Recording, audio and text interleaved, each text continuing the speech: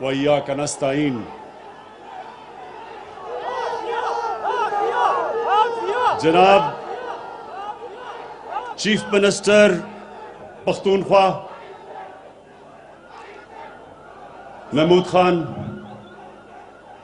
میرے وزراء، میرے ایم پیز اور مینگورہ کے غیور عوام، میں سب سے پہلے اس شاندار استقبال کا آپ کا شکریہ ادا کرنا چاہتا ہوں. بہت بہت شکریہ.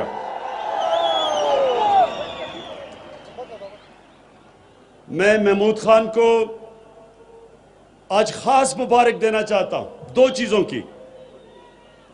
ایک کہ جو آج صبح مجھے انہوں نے گبین جبہ کا دورہ کروایا، جو ایک نئی ٹورزم کے لیے جگہ بنا رہے ہیں. محمود خان، میں آپ کو اس لیے مبارک دینا چاہتا ہوں کہ انشاءاللہ سوات بالکل بدلنے والا ہے. ایک ایکسپریس وے کی وجہ سے، موٹر وے کی وجہ سے، اور دوسرے یہ جو ٹورزم کے علاقے آپ کھول رہے ہیں یہاں، اور میں اللہ سے دعا کرتا ہوں انشاءاللہ اس قسم کی خوشحالی آ رہی ہے جو کبھی پہلے سوات میں نہیں آئی. ٹورزم، میرے نوجوانوں ایک بات سن لیں کہ ٹورزم ایک ایسا شعبہ ہے جس میں اتنا زیادہ پوٹینشل ہے، یعنی وہ اتنا تیزی سے بڑھ سکتا ہے.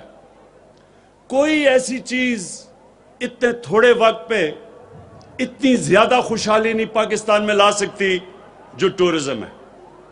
اور ٹورزم کے لیے اب جو پختونخوا کی حکومت نے جو مجھے نئی جگہیں بتائی ہیں، تو ایک تو پختونخوا اور سوات کے لیے بہت اچھا ہے، لیکن دوسرا پاکستان کے لیے اچھا ہے کہ باہر سے پیسہ آئے گا. ٹورزم جتنی بڑھتی جائے گی، ڈالر بڑھتے جائیں گے، ملک میں خوشحالی آتی جائے گی. تو ایک تو پہلی یہ محمود خان ٹورزم کی مبارک. دوسری چیز، جو آپ نے پہلا صوبہ پاکستان میں جو آپ نے فیصلہ کیا کہ آپ نے اپنے سارے شہریوں کو ہیلتھ کارڈ دینا ہے، یہ محمود خان آپ نے اللہ کا کام کیا ہے. اللہ آپ سے خوش ہوگا.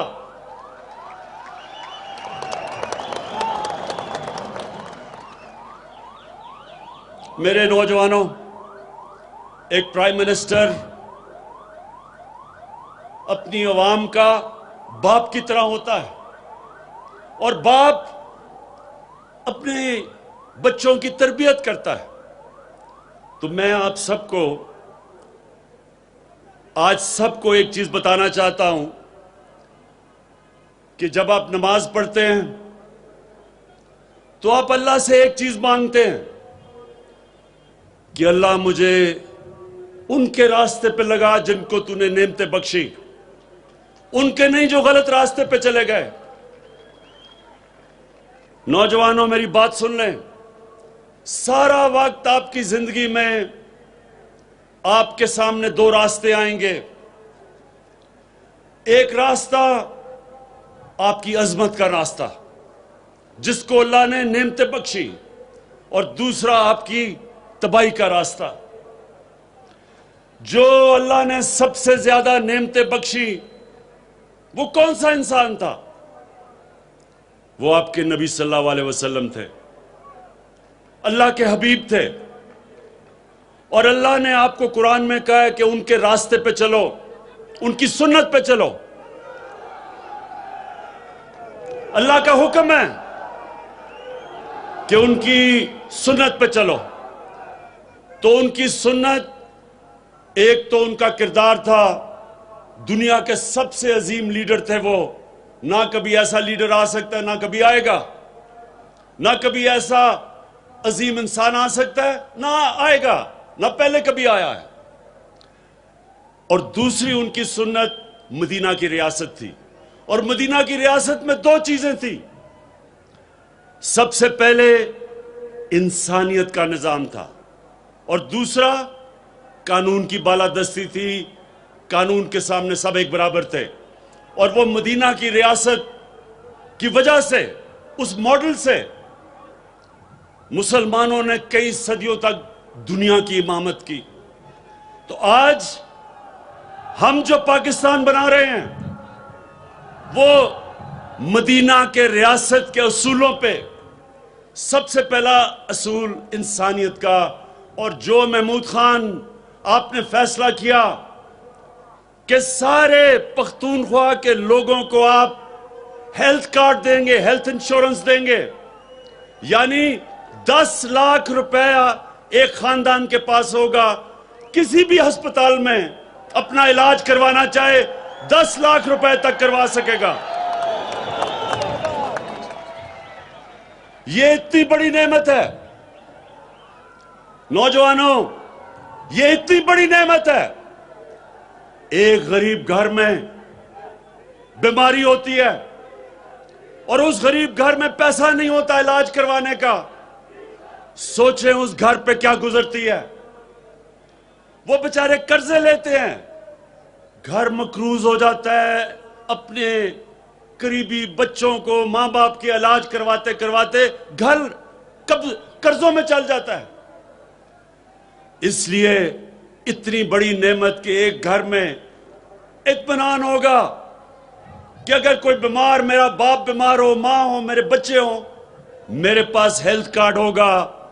کسی بھی ہسپتال میں، گورنمنٹ کا ہسپتال یا پرائیویٹ ہسپتال، کسی بھی ہسپتال میں جا کے میں علاج کروا سکوں گا. مبارک دیتا ہوں میں آپ کو، محمود خان اور پختونخوا کے لوگوں کو.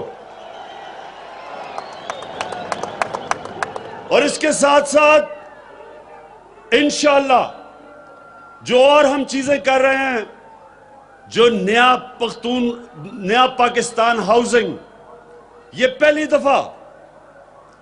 پہلی دفعہ پاکستان میں ہوگا کہ گورنمنٹ ایسے گھر بنائے گی کہ غریب آدمی قسطوں میں گھر خرید سکتا ہے.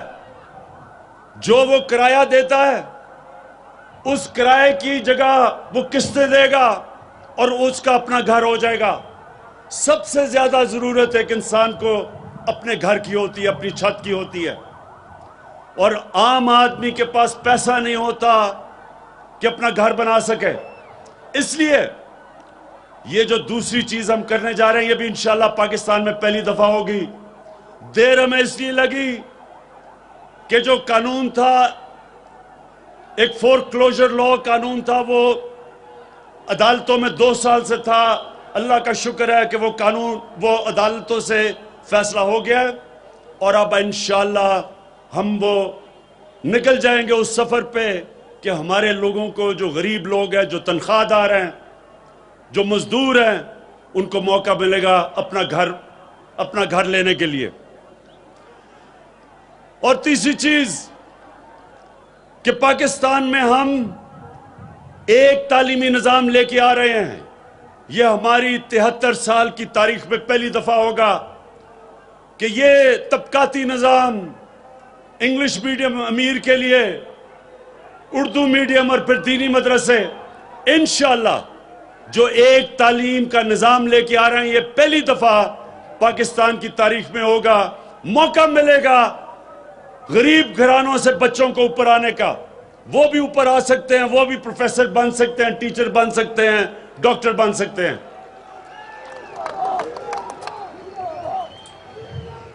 اور انشاءاللہ جو چوتھی چیز ہے، قانون پختونخوا میں بھی پاس ہو گیا ہے اور اب پنجاب میں بھی، کہ جو کیسز عدالتوں میں لگتے ہیں وہ 1 سال کے اندر وہ کیس کا فیصلہ ہونا پڑے گا.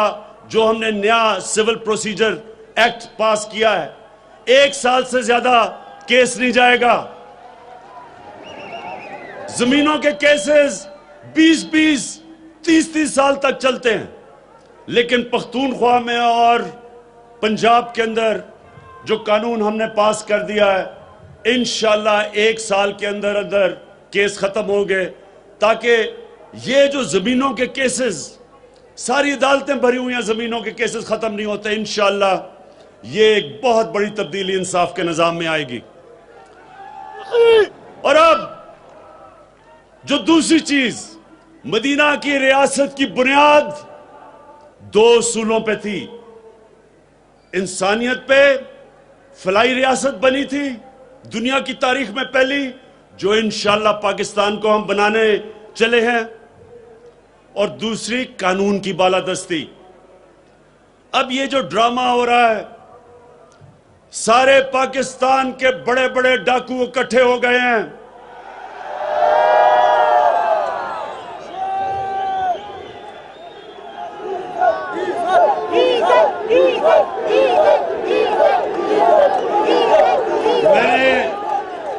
میں نے سارے پاکستان کے ڈاکوؤں کا نام لیے، ڈیزل کا نام نہیں لیا، سب اکٹھے ہو گئے ہیں۔ اچھا اب یہ چاہ کیا رہے ہیں؟ یہ سنیں یہ کیا چاہ رہے ہیں میرے سے؟ یہ کیا چاہ رہے ہیں؟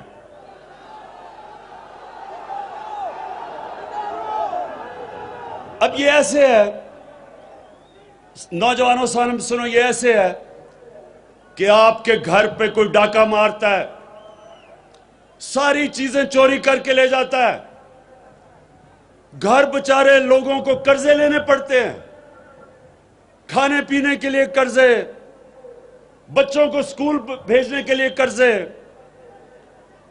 ہسپتالوں کے لیے علاج کے لیے قرضے، تو وہ گھر مقروض جو گھر ہوتا ہے، وہ جا کے ان ڈاکوؤں کو پکڑتا ہے، کہتا ہے میرا پیسہ واپس کرو، اور وہ ڈاکو کہتے ہیں کہ نہیں، ہم قانون سے اوپر ہیں، ہم پیسہ نہیں واپس کریں گے۔ ایک لندن جا کے بیٹھ جاتا ہے،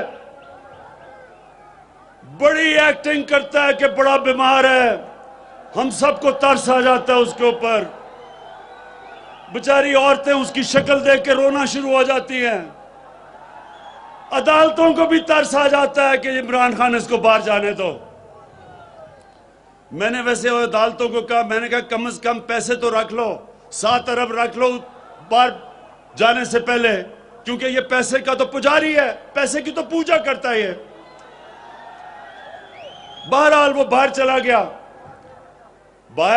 گیا، پہلے تو کوشش کی اس نے کہ کسی طرح این آر او مل جائے گا، بڑی کوشش کی اس نے، اس کی بیٹی بھی یہاں چپ، وہ بھی چپ، پوری کوشش کی این آر او مل جائے گا، لیکن وہ یہ جانتا ہے کہ Imran Khan N R O نہیں دینے لگا۔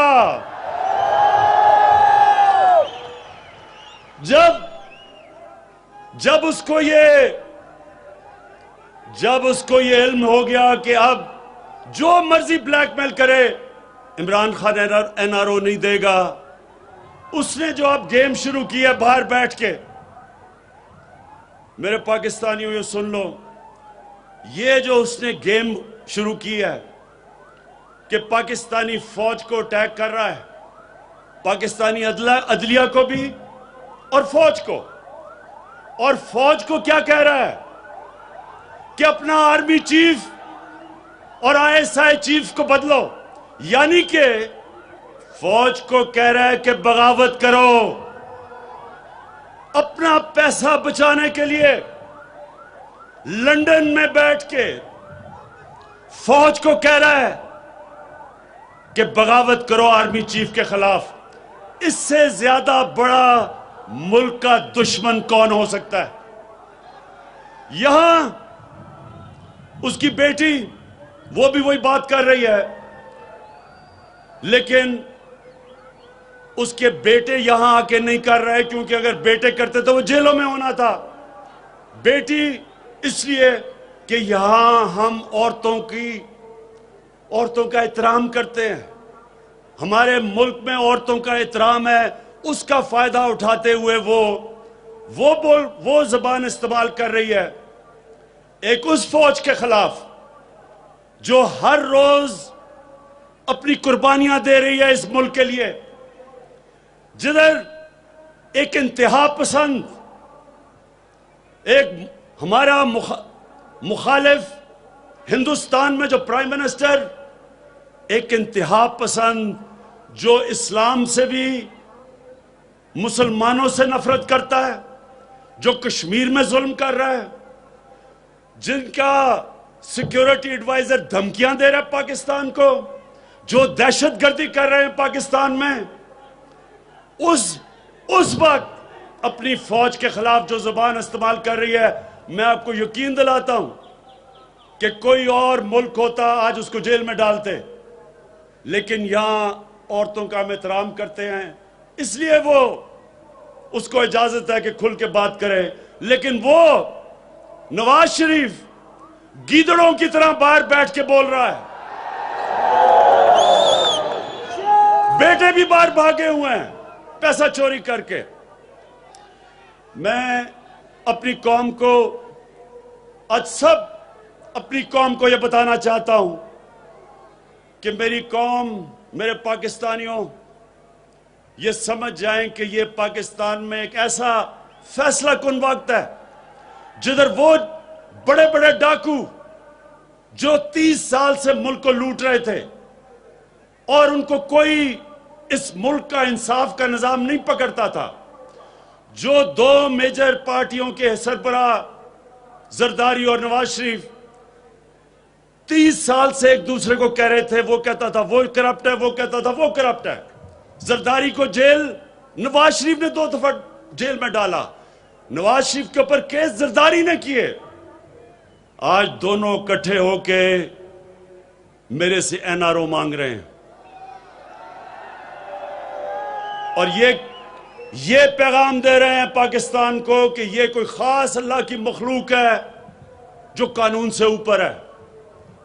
قانون کی بالادستی کا مطلب سب قانون کے سامنے ایک برابر ہے۔ یہ کبھی بھی نبی صلی اللہ علیہ وسلم نے کہا تھا کہ بڑی قوم۔ خیبر پختونخوا میں صحت سہولت کارڈ تقسیم کرنے کی تقریب، اس کا افتتاح کیا۔ سوات میں وزیراعظم عمران خان موجود، عوامی اجتماع سے خطاب کر رہے ہیں۔ بے روزگاری میں چوری کرے لاکھوں کی تو وہ کتنے سال جیل میں رہتا ہے، اور جو لوگ اربوں روپے کی چوری کر کے ملک کا پیسہ باہر لے جائیں وہ کہیں کہ ہمیں این آر او دے دو۔ کیا آپ سمجھتے ہیں کہ اس کو این آر او دینا چاہیے؟ نہیں، کوئی ایسے ہیں جو سمجھتے ہیں کہ اس کو این آر او دینا چاہیے؟ جس دن، نوجوانوں یہ سن لو، جس دن میں نے اپنی کرسی بچانے کے لیے ان ڈاکوؤں کو جس دن میں نے این آر او دیا، میں اس دن اپنی ملک سے سب سے بڑی غداری کروں گا۔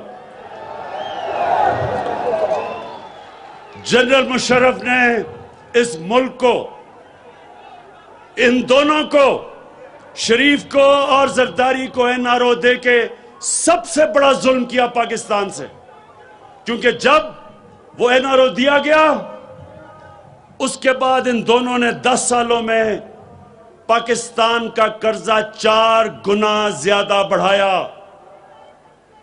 6,000 ارب سے ہمارا قرضہ 10 سالوں میں 30,000 ارب پہ گیا۔